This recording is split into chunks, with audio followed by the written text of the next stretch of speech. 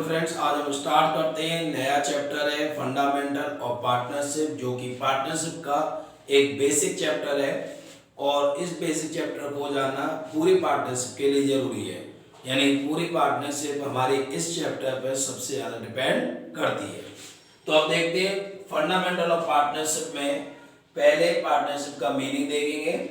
Partnership is an association between two और मोर persons who agree to do business and share its profit and losses. The partners act both as agent and principals of the firm. That means कि partnership दो या दो से अधिक व्यक्तियों का एक एसोसिएशन है। It is the group of the persons. Second point कि यहाँ पर सभी पार्टनर एग्री होंगे बिजनेस को चलाने के लिए और उससे होने वाले प्रॉफिट को आपस में शेयर करने के लिए, प्रॉफिट एंड लॉस को शेयर करने के लिए। द पार्टनर्स एक्ट, और सभी पार्टनर एज ए प्रिंसिपल और एज ए एजेंट फॉर्म में वर्क करते हैं। अब इस डेफिनेशन में देखें तो कई सारे फीचर्स इस डेफिनेशन में बन जाते हैं। तो पहला फीचर हो गया is an association. Second feature हो गया टू और मोर पर्सन्स। थर्ड फीचर देखें तो एक एग्रीमेंट हो गया, टू डू बिजनेस हो गया। Fourth share its profit and losses, और इसके बाद लास्ट देखेंगे both as agent and principals of the firm। तो यानी कि पार्टनरशिप दो या दो से अधिक व्यक्तियों का एक ग्रुप है जो कि एग्री होते हैं किसी एक बिजनेस को चलाने के लिए और उसमें होने वाले प्रॉफिट लॉस को बांटने के लिए, डिस्ट्रीब्यूट करने के लिए। और यहां सभी पार्टनर फर्म में एजेंट की तरह भी वर्क करते हैं और एज अ प्रिंसिपल। अब यहाँ एजेंट और प्रिंसिपल के बारे में मैं थोड़ा सा बता देता हूं, और हालांकि हम इसको फीचर में भी और एक्सप्लेन करेंगे कि एजेंट मतलब हो गया, सॉरी पहले हम प्रिंसिपल लेंगे। यानी किसी भी ऑर्गेनाइजेशन में अगर हम मुखिया को देंगे, मुखिया मतलब एक मेन पर्सन, वो कुछ भी अगर कोई वर्क करता है तो पूरी ऑर्गेनाइजेशन या ऑर्गेनाइजेशन से जुड़े हुए सभी व्यक्ति उससे प्रभावित होते हैं। उसके द्वारा किया गया कोई भी कार्य वो सभी को बाइंड करता है। वैसे ही अगर उस ऑर्गेनाइजेशन का कोई भी और अदर मेंबर कोई भी वर्क करता है तो भी उससे सभी principal, that means main person भी उससे इफेक्टेड होता है। तो ये as agent and principals of the firm, तो ध्यान रखना है अगर मेन पर्सन के द्वारा कोई कार्य किया जा रहा है तो भी उस फर्म के सभी, उस फर्म से रिलेटेड सभी पर्सन इफेक्टेड होंगे। और यदि एजेंट के द्वारा कोई कार्य किया जा रहा है तो भी उस फर्म के सभी पर्सन या उस फर्म को रिलेट करने वाले सभी पर्सन, इवन और प्रिंसिपल, यहाँ सभी रिलेट करने वाले मतलब हो गए पार्टनर्स, वो सभी इफेक्टेड होंगे। अगर हम इंडियन पार्टनरशिप एक्ट 1932 के सेक्शन 4 में देखें तो partnership is the relation between persons who have agreed to share the profits. यानी पार्टनरशिप पर्सन्स के बीच का एक रिलेशन है, पर्सन के बीच में बनाया गया एक रिलेशन जो कि एग्रीमेंट करते हैं प्रॉफिट को बांटने के लिए, बिजनेस को चलाने के लिए। Business carried on by all, या तो सभी के द्वारा, और एनी ऑफ देम, या फिर उनमें से किसी एक के द्वारा चलाया जाएगा। तो ये सेकंड डेफिनेशन होगी, ये एक्ट के अकॉर्डिंग है और एक सिंपल फॉर्म में ये डेफिनेशन आपको दी हुई है। अब अगला जो इंपॉर्टेंट पॉइंट आता है वो आता है कि ये पार्टनर क्या है, फर्म नेम क्या है, फर्म क्या है। अगर इनको शॉर्टली आपसे पूछ लिया जाए तो आप इनका आंसर कैसे देंगे। तो partners firm and firm name को जानने के लिए the persons who have entered into a partnership, जब पर्सन फर्म में एंटर होते हैं पार्टनरशिप फर्म में with one and other individually, तो इंडिविजुअली उनको पार्टनर बोला जाता है और जब उन्हीं पर्सन्स को कलेक्टिव फॉर्म में एज ए फर्म बोला जाएगा। यानी कि फर्म को चलाने वाले जो पर्सन है, जो ओनर है, तो उनको अगर इंडिविजुअली हम बात करें तो उन्हें हम पार्टनर देंगे और जब उन्हीं पर्सन्स को कलेक्टिवली कॉल किया जाएगा तो एक फर्म के नाम से कॉल किया जाएगा। अब फर्म नेम क्या है? The name under which the business is carried is called firm name, यानी कि जिस नाम के अंडर में बिजनेस रन कराया जाता है उसे फर्म नेम कहेंगे। फॉर एग्जांपल जैसे राम एंड सन्स हो गया। अब कोई भी एक फर्म, कोई भी एक बिजनेस जो चलाया जा रहा है वो किसी एक पर्टिकुलर नाम से चलाया जा रहा है तो वो उस नाम को ही हम क्या कहेंगे? फर्म नेम कहेंगे। क्लियर हो गया होगा यहाँ तक? अब नेक्स्ट टॉपिक है नेचर ऑफ पार्टनरशिप। सभी ध्यान रखेंगे, यहाँ अब जो मैं पॉइंट बताने जा रहा हूँ वो एक एक नंबर के क्वेश्चनों से रिलेट करते हैं और बहुत ही ज़्यादा इंपॉर्टेंट टॉपिक है। तो नेचर ऑफ पार्टनरशिप में यहाँ देखेंगे तो दो पॉइंट आपको एक हाईलाइटेड किए गए, एक तो अकाउंटिंग व्यू पॉइंट और दूसरा है लीगल व्यू पॉइंट। अगर लीगल व्यू पॉइंट से देखें तो बिजनेस और बिजनेसमैन अलग नहीं होते, क्योंकि बिजनेस बेस्ड है बिजनेसमैन पर और जब तक बिजनेसमैन नहीं होगा तब तक बिजनेस की कोई वैल्यू नहीं होगी। तो इसीलिए यानी बिजनेस और बिजनेसमैन को हम अलग नहीं कर सकते और बिजनेसमैन से ही जुड़ा हुआ बिजनेस है। अब बात आती है यानी पार्टनर से जुड़ा हुआ बिजनेस है। अगर लीगल व्यू पॉइंट में, पहले सेकंड वाला पार्ट बता रहा हूँ, लीगल व्यू पॉइंट से देखें तो partnership is not a separate business entity from the legal view point. यानी लीगल व्यू पॉइंट से पार्टनरशिप बिजनेस मतलब पार्टनरशिप एक सेपरेट एंटिटी नहीं है, यानी पार्टनरशिप अपने पार्टनर से बिल्कुल अलग नहीं है। लेकिन अकाउंटिंग व्यू पॉइंट से अगर हम देखें, जब भी हमें रिकॉर्डिंग करनी है तो अपने आप को हम बताते हैं कि बिजनेस मानना चाहिए एज ए सेपरेट एंटिटी। तो सेपरेट एंटिटी में क्या होता है कि owner and ownership both are separated to each other, यानी बिजनेस और बिजनेसमैन दोनों एक दूसरे से अलग है। तो वैसे ही अगर अकाउंटिंग व्यू पॉइंट में भी आपको यहाँ पर वही कंसेप्ट यूज करना पड़ेगा कि partnership is a separate business entity from the accounting view point.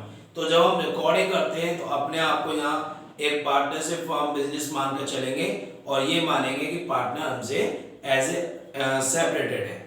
अब वो जब एज ए सेपरेटेड है तभी वो फर्म के लिए लायबिलिटी माने जाएंगे, इसीलिए अक्सर कैपिटल को फर्म की लायबिलिटी माना जाता है। तो क्लियर हो गया होगा। एक बार और बता देता हूँ, अकाउंटिंग व्यू पॉइंट से अगर देखें तो पार्टनरशिप एक सेपरेट बिजनेस एंटिटी है। एक नंबर का क्वेश्चन आता है कि अकाउंटिंग व्यू पॉइंट से सेपरेट एंटिटी है या नहीं, तो आप उसमें मतलब ट्रू और फॉल्स, तो आप यहाँ पर ट्रू करेंगे और यहाँ अगर is not a separate entity from the accounting view point तो आप फॉल्स कर देंगे, क्योंकि लीगल पॉइंट में अगर देखते हैं तो partnership is not a separate business entity from the legal view point. अब आते हैं नेक्स्ट टॉपिक है आपका फीचर्स ऑफ पार्टनरशिप। ये जो आपका पार्ट चल रहा है वो फंडामेंटल ऑफ पार्टनरशिप का फर्स्ट पार्ट है। फीचर्स ऑफ पार्टनरशिप में टू और more persons there must be at least two persons to form a partnership. एक पार्टनरशिप के अंदर कम से कम दो पर्सन का होना जरूरी है। यहाँ बिल्कुल एकदम क्लियर पॉइंट बोला हुआ है, there must be at least two persons to form a partnership. एक पार्टनरशिप को बनाने के लिए कम से कम दो पर्सन का होना जरूरी है। अगर सिंगल है तो सोल प्रोप्राइटरशिप हो जाएगा। All such partners must be competent to contract, और इसमें जितने भी पार्टनर जुड़ रहे हैं वो सभी कॉम्पिटेंट मतलब कैपेबल योग्य होने चाहिए। दूसरी बात, इसी कॉम्पिटेंट से related According to Indian Contract Act 1872, every person except the following is content to contract, यानी कि इनको छोड़कर बाकी सभी कॉन्ट्रैक्ट के लिए कंटेंट माने जाएंगे। तो ये कौन कौन से जिन्हें हम कंटेंट में नहीं मानते, यानी ये कौन से ऐसे पर्सन है जो पार्टनरशिप के लिए अलाउ नहीं है। तो पहला पॉइंट हो गया माइनर जिसकी एज 18 ईयर से कम है, whose age below the age of 18 years। Second point हो गया पर्सन्स ऑफ अनसाउंड माइंड, या अनसाउंड माइंड पर्सन का मीनिंग हो गया मेंटल ड्रंकर, यानी जिसकी मेंटल पोजीशन अच्छी नहीं है, या जो पीने के बाद मतलब वाइन वगैरह इनको पीने के बाद नशा करने के बाद और जब वो एग्रीमेंट करता है तो ऐसे एग्रीमेंट नहीं माने जाते। और पर्सन्स डिस्क्वालिफाइड बाय लॉ, और ऐसे वो पर्सन जो लॉ के द्वारा ऑलरेडी डिस्क्वालीफाई कर दिए जाते हैं, जैसे कि एक इंसॉल्वेंट पर्सन जिसे कोर्ट ने या लॉ ने ऑलरेडी ये डिक्लेयर कर दिया है कि ये पर्सन अब इंसॉल्वेंट है, और अगर इसको अगर आप ऑन क्रेडिट कुछ भी देते हो तो यहाँ पर आपकी अपनी रेस्पॉन्सिबिलिटी होगी और इससे रिटर्न लेने की आपकी अपनी लायबिलिटी नहीं बनती। और एक क्रिमिनल, कोई क्रिमिनल वगैरह है जो माने ही नहीं है, एलियन एनिमी यानी विदेशी शत्रु, तो ये भी यहाँ पर इन्वॉल्व कर लिए जाते हैं।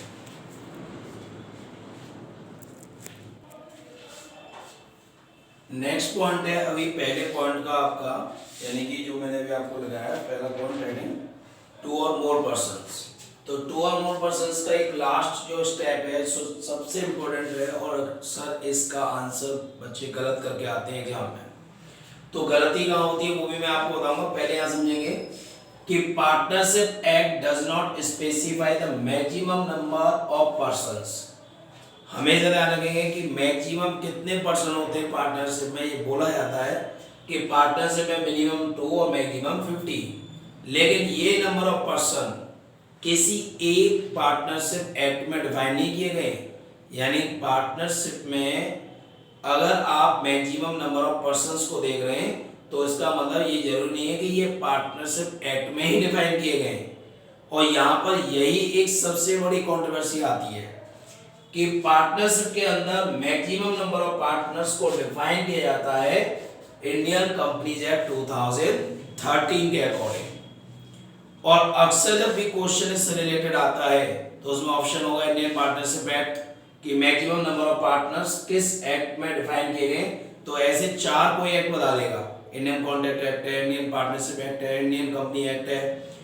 तो वहां पर बच्चे अक्सर देखते हुए पार्टनरशिप से रिलेटेड है तो इंडियन पार्टनरशिप एक्ट 1932 टिक कर देते हैं, जो गलत है।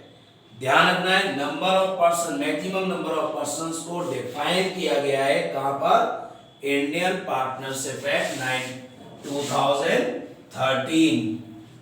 क्लियर हो गया। यानी कि पार्टनरशिप एक्ट तो बिल्कुल भी डिफाइन नहीं करता है, बिल्कुल भी डिफाइन नहीं करता मैक्सिमम नंबर ऑफ पार्टनर्स को,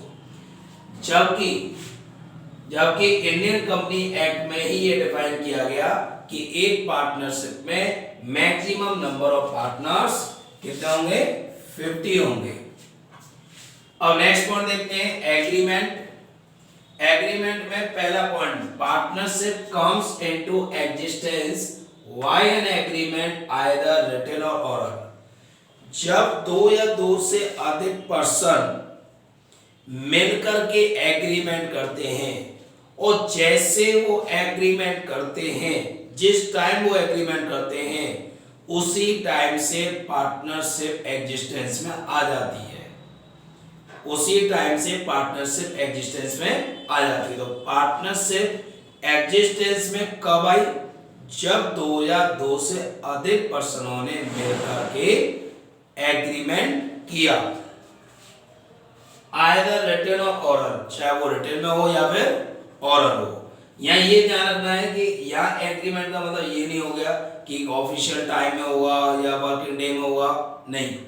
2 या 2 से अधिक पर्सन जैसे एग्रीमेंट करेंगे तुरंत उसी दिन से उसी टाइम से पार्टनरशिप एग्जिस्टेंस में आ जाएगी, क्योंकि यहाँ दो वर्ड दिए गए, partnership is a partnership deed is a voluntary either written or oral. ये रिटन में भी हो सकती है और ओरल भी हो सकती है। लेकिन अगर हम बात करते हैं कि इन दोनों में किसको हमें प्रायोरिटी देनी चाहिए, रिटन को या ओरल को, तो but for settlement of dispute, अगर कोई भी डिस्प्यूट होता है और उसे सेटल करना है, पार्टनरों के बीच में कोई झगड़ा हो जाए और डिस्प्यूट बन जाए और उस डिस्प्यूट को अगर सेटल करना है या उनके बीच में कोई मिसअंडरस्टैंडिंग है उसे रिमूव करना है, तो उसके लिए रिटन में होना जरूरी है।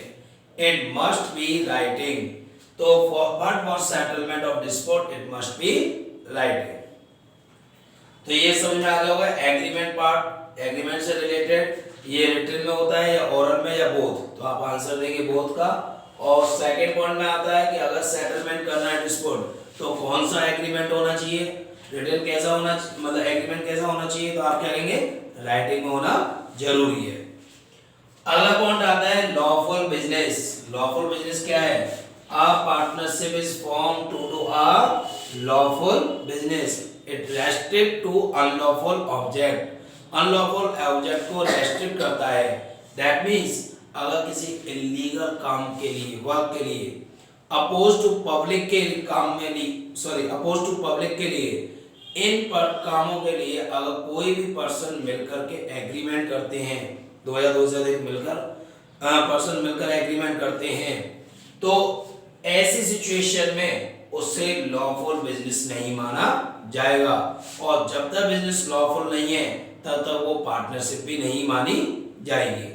तो एक पार्टनरशिप के एग्जिस्टेंस में आने के लिए बिजनेस का लॉफुल होना भी जरूरी है। अपोज टू पब्लिक नहीं होना चाहिए, अनलॉफुल नहीं होना चाहिए। मान लो किसी क्राइम को करने के लिए, किसी को डिस्टर्ब करने के लिए, ठीक है ना, अगर कोई भी दो या दो से अधिक व्यक्ति मिलकर के एग्रीमेंट कर रहे हैं या कोई ऐसा बिजनेस चला रहे हैं जिसमें पब्लिक को डिस्टर्ब किया जाएगा, पब्लिक को परेशान किया जाएगा, तो वो बिजनेस नहीं माना जाएगा, वो पार्टनरशिप नहीं मानी जाएगी। तो partnership is form to do a lawful business, business का ऑब्जेक्ट कैसा होना चाहिए, लॉफुल ऑब्जेक्ट होना चाहिए और लॉफुल बिजनेस होना चाहिए। अब बिजनेस में तीन पॉइंट आते हैं, included trade, profession and vocation. Trade यानी purchase and sale of the goods, profession या स्पेशल स्किल को जनरेट करके जब कोई भी प्रॉफिट अर्न किया जाता है स्पेशल स्किल बेस पर, तो उसे प्रोफेशन कहेंगे। जैसे लॉयर है, चार्टर्ड अकाउंटेंट है, डॉक्टर है, इंजीनियर है, तो ये इसके एग्जांपल हो गए। वोकेशन में ब्रोकरेज या फिर कमीशन, इस तरह के पॉइंट आते हैं, ना तो यहाँ हम परचेज सेल कर रहे हैं और ना कोई यहाँ पर स्पेशल स्किल है, तो इसको हम वोकेशन में इंक्लूड करते हैं। A joint ownership and charitable activity is not business, यानी अगर कोई joint ownership है, joint ownership मतलब कि हम कह सकते हैं for some property, यानी कि दो या दो से अधिक पर्सन ने मिलकर के कोई प्रॉपर्टी परचेज कर ली फ्यूचर के लिए, कि फ्यूचर में भाई हम इसको सेल कर देंगे, या अब बड़ी अमाउंट है तो हम परचेज नहीं कर पा रहे तो एक और को अपने साथ मिला लिया। तो किसी प्रॉपर्टी के लिए, सब प्रॉपर्टी के लिए जॉइंट ओनरशिप हो गया, जॉइंट वेंचर हो गया, तो ये या फिर charitable activity is not business, is not business. तो यहाँ ये लॉन्ग टर्म इन्वेस्टमेंट हो गया, यहाँ इनका प्रॉफिट का मोटिव होता ही नहीं है, तो ये बिजनेस, ये भी बिजनेस कैरी ऑन नहीं कर रहे और ये भी बिजनेस कैरी ऑन नहीं कर रहे, तो इसीलिए तो इनको हम पार्टनरशिप में इंक्लूड नहीं करेंगे। तो क्लियर हो गया होगा। तो मैंने आज आपको एक तो फर्स्ट पॉइंट बताया कि जो सबसे इंपॉर्टेंट था कि मैक्सिमम नंबर ऑफ पार्टनर्स वो कंपनी एक्ट में आते हैं, कंपनी एक्ट के अकॉर्डिंग डिफाइन किए गए। एग्रीमेंट एग्जिस्टेंस में कब आएगा, जब वो एग्रीमेंट करेंगे।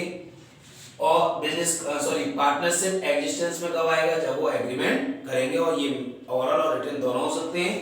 और अगर डिस्प्यूट को सेटल करना है तो राइटिंग में होना चाहिए, और बिजनेस जो चलाया जा रहा है वो लॉफुल होना चाहिए। Fourth point is profit sharing. अब फीचर्स का फोर्थ पॉइंट देखते हैं।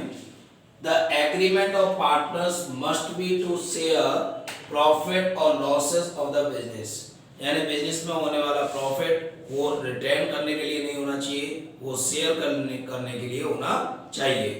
क्योंकि एनपीओ के अंदर हम यहाँ पर देखें तो वहां प्रॉफिट को कभी शेयर नहीं किया जाता, तो प्रॉफिट शेयर नहीं हुआ तो एनपीओ में कन्वर्ट हो गया, नॉट फॉर प्रॉफिट ऑर्गेनाइजेशन में। लेकिन यहाँ प्रॉफिट उनका पर्पज होना चाहिए प्रॉफिट को आपस में शेयर करना, प्रॉफिट एंड लॉस को। लेकिन इसके अलावा एक पॉइंट और दिया हुआ जो सबसे इंपॉर्टेंट पॉइंट है, it is not essential that all the partners must share losses also. लेकिन ये जरूरी है कि सभी को लॉस डिस्ट्रीब्यूट किया जाए। ये एग्जांपल आप समझेंगे यहाँ पर। इसका एक एग्जांपल देखते हैं कि 3 पार्टनर, सपोज कि एक फर्म में, ये एक फर्म है, उसमें हमारे पास 2 पार्टनर हैं और उन्होंने एक तीसरे पार्टनर को फर्म में ले लिया, एक थर्ड पार्टनर को, इन दोनों ने इसको फर्म में लिया। अब इसको फर्म में इसलिए लिया है, ये पहले एज ए एम्प्लॉय था, फर्म से आउटसाइड था, अब इसे फर्म में एंटर करा लिया। अब ये कह रहा है कि मेरे पास पैसा लगाने के लिए नहीं, या मैं लॉस बियर नहीं कर पाऊंगा। तो ये दोनों आपस में एग्री हुए और इसको इस बेस पर पार्टनर बना लिया कि भाई तू लॉस बियर नहीं करेगा, तो ये केवल प्रॉफिट शेयर करना है। तो जब आपस में पार्टनर्स बात पे एग्री हो जाते हैं कि किसी एक या 2 पार्टनर को कि उन्हें केवल प्रॉफिट शेयर किया जाएगा और लॉस उन्हें शेयर नहीं करना है, लॉस उन्हें बियर नहीं करना है, तो एज पर एग्रीमेंट ऐसा हो सकता है। ये जरूरी नहीं है कि प्रॉफिट के साथ साथ लॉस को भी सभी में डिस्ट्रीब्यूट किया जाए। तो it is not essential that all the partners must share losses also. Loss share तो किया जाएगा, लेकिन ये जरूरी नहीं है कि वो सभी पार्टनर में शेयर किया जाए। जिस एक को भी एक्सेप्ट किया गया है उसको यहाँ पर छोड़ दिया जाएगा। क्लियर? नेक्स्ट पॉइंट आता है, business can be carried on by all और any of the partners acting for all. Business को या तो किसी एक के द्वारा या सभी के द्वारा चलाया जाता है, या तो यहाँ पर सभी के द्वारा या उनमें से किसी एक जिसको अपॉइंट किया गया है उसके द्वारा। Partner are agent as well as principal. सभी पार्टनर जैसे एक एजेंट है वैसे उस फर्म के प्रिंसिपल की तरह भी काम करते हैं। एज एन एजेंट तो मैंने अभी आपको पहले पॉइंट में एक पॉइंट बताया था आपको, तो मैंने आपको डेफिनेशन बताई थी एज एन एजेंट और एज एन प्रिंसिपल। अब जैसे कि एक पार्टनरशिप फर्म है और सपोज कि यहां पर ये 4 पार्टनर हैं, 1 2 3 और ये हो गए 4 पार्टनर।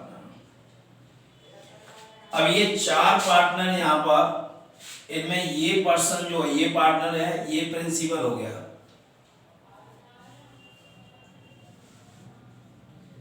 और ये तीनों हो गए यहां पर एजेंट। अब इसके द्वारा कोई भी कार्य किया गया, कुछ भी फर्म के अंदर किया गया, तो वो अपने कार्य से इन तीनों को बाइंड करता है। तो ये हो गया principal. As a principal he is bound by the act of other partners. वो अपने कार्यों से दूसरे पार्टनर को बाइंड करता है। तो इसके द्वारा, यानी ये ए है, ये बी हो गया, ये सी हो गया, ये डी, यानी ए कुछ भी करेगा तो ये तीनों पार्टनर भी बाइंड होंगे। सपोज इसने लोन ले लिया तो इन तीनों को भी पे करना होगा। तो एक के द्वारा किए गए कार्य से बाकी सभी बाउंड होते हैं। वैसे ही अब आता है एज एन एजेंट। यदि इनमें से किसी एक पार्टनर, सपोज इसके द्वारा कोई भी कार्य किया गया, तो इसके द्वारा किए गए कार्य से बाकी ये सब पार्टनर भी बाइंड होते हैं। अगर सी कोई भी अपनी एक्टिविटी करता है, ठीक है, तो उससे पूरी फर्म बाइंड होती है। तो as an agent he represents other partners and thereby binds them other partners through his act. यानी कि एजेंट के द्वारा भी किए गए कार्य से पूरी फर्म बाइंड होती है। क्लियर हो गया होगा। नेक्स्ट पॉइंट है आपका, नेक्स्ट टॉपिक है राइट्स ऑफ पार्टनर। अब यहाँ पर हम देखेंगे कि पार्टनर्स के क्या राइट है फर्म के अंदर। तो पहला पॉइंट है right to participate in the management of the business. एक पार्टनर बिजनेस के मैनेजमेंट में पार्टिसिपेट करने का राइट रखता है। दूसरा, right to be consulted about the affairs of the business, और अगर बिजनेस से रिलेटेड कोई भी काम होता है तो वो उसमें कंसल्ट कर सकता है। Right to inspect, third point is right to inspect the books of account and have a copy of it. यानी पार्टनर जब चाहे तब वो बुक्स को, अकाउंट्स को चेक कर सकता है और उसकी एक कॉपी की डिमांड भी कर सकता है। Fourth point is right to share profits and losses with other in the agreed ratio. एक पार्टनर राइट रखता है कि प्रॉफिट को बांटा जाए और जो भी उनका आपस में एग्रीमेंट है उस बेसिस पर, in the agreed ratio. Fifth point, right not to allow the admission of a new partner, और उसको राइट है अगर वो चाहे तो कोई भी नया पार्टनर फर्म में नहीं आ सकता। एग्जांपल देखें तो इसका इंटरनेशनल लेवल पे एक एग्जांपल बहुत अच्छा बन जाता है कि वीटो पावर इंडिया चाहता है, लेकिन एक देश ऐसा है जिसकी वजह से इंडिया उस वीटो पावर के एग्रीमेंट में नहीं आ पाता है। सारे अन्य देश एग्रीमेंट में है लेकिन केवल एक ही कंट्री नहीं है, तो इसका मतलब उसी कारण से वो एग्रीमेंट में नहीं आ पाता। एक पार्टनर भी एग्री नहीं होगा तब तक दूसरा कोई नया पार्टनर फर्म में नहीं आ सकता। तो यहाँ मैंने ये एग्जांपल दिया था आपको। सिक्स पॉइंट है, in case of an emergency a partner has the right to act according to his best judgement. यानी कि जब कभी भी कोई इमरजेंसी बनती है और वह पार्टनर को अपने बेस पर कोई डिसीजन लेना पड़ता है और उस डिसीजन में उसको कोई भी एक्सपेंसेस करना पड़े, कुछ भी आप उसको पेमेंट करना पड़े, तो वो उसे इंडेमनिफाई कराने का राइट रखता है। तो in case of an emergency a partner has the right to act according to his best judgement and be indemnified for the expenses incurred by him. उसके द्वारा किए गए जो भी एक्सपेंसेस हैं उन्हें वो इंडेमनिफाई करा सकता है। 7 पॉइंट आता है, if a partner has given loan to the firm. यदि कोई पार्टनर फर्म को लोन दे देता है तो वो उस पर इंटरेस्ट प्राप्त करने का अधिकारी मतलब राइट रखता है, इंटरेस्ट को रिसीव कर सकता है। अब इसमें क्वेश्चन जो आता है वो ये कि यदि पार्टनर्स के बीच में इंटरेस्ट रेट डिफाइन नहीं हुआ है तो कितना परसेंटेज इंटरेस्ट होगा। तो यदि डिफाइन है तो वही होगा, इजंट एट एग्रीड रेशियो। तो मेन पॉइंट तो बार बार हमारा यही पॉइंट आएगा। तो ये एग्रीड रेशियो आपका प्रॉफिट शेयरिंग रेशियो में भी आया हुआ है। और यदि नहीं है तो यहाँ पर पॉइंट होगा, if interest rate is not agreed it is paid 6% per annum. अगर एग्रीड है पहले से डीड में है तो उसके अकॉर्डिंग इंटरेस्ट दिया जाएगा, और यदि पहले से डीड में नहीं है तो 6% पर एनम दिया जाएगा। नेक्स्ट 8 पॉइंट आता है, if a partner incurs expenses. यदि कोई भी पार्टनर कोई भी खर्चा करता है, कोई पेमेंट करता है फर्म की ओर से, तो incurs expenses or make payment on behalf of the firm, he has a right to be indemnified by the firm. और उसको ये राइट है कि वो उसको पूरा करा सकता है, मतलब अपना पेमेंट ले सकता है। यानी अगर फर्म की ओर से कोई भी एक्सपेंडिचर, कोई भी पेमेंट पार्टनर अपनी पॉकेट से, अपने पैसे, अपनी पर्सनल मनी से करता है, तो उसको वो इंडेमनिफाई कराने का, उसको लेने का वो राइट रखता है। After giving proper notice a partner has the right to retire from the firm. एक प्रॉपर नोटिस देने के बाद एक पार्टनर फर्म से रिटायर हो सकता है, ये उसको राइट है। अब यहाँ पर इससे रिलेटेड आपको कुछ नॉर्म्स है जो कि आपको रिटायरमेंट में मिलेंगे इस लास्ट पॉइंट से रिलेटेड। लेकिन मैं ये कहूँगा कि एक पार्टनर यदि फर्म को छोड़कर जा रहा है तो उसे एक नोटिस पहले इश्यू करना चाहिए जिसका टाइम ड्यूरेशन है 6 मंथ का। रिटायरमेंट से ठीक 6 महीने पहले उसे एक नोटिस इश्यू कर देना चाहिए ताकि रिटायरमेंट के बाद अगर फर्म के अंदर कोई और नई लायबिलिटी जनरेट होती है तो उसके लिए वो लायबल ना रहे। तो ये पॉइंट हमारे यहाँ पर थे। ये हमारी फर्स्ट पार्ट है फंडामेंटल ऑफ पार्टनरशिप का। नेक्स्ट पार्ट में मैं आपको पार्टनरशिप डीड के बारे में बताऊंगा।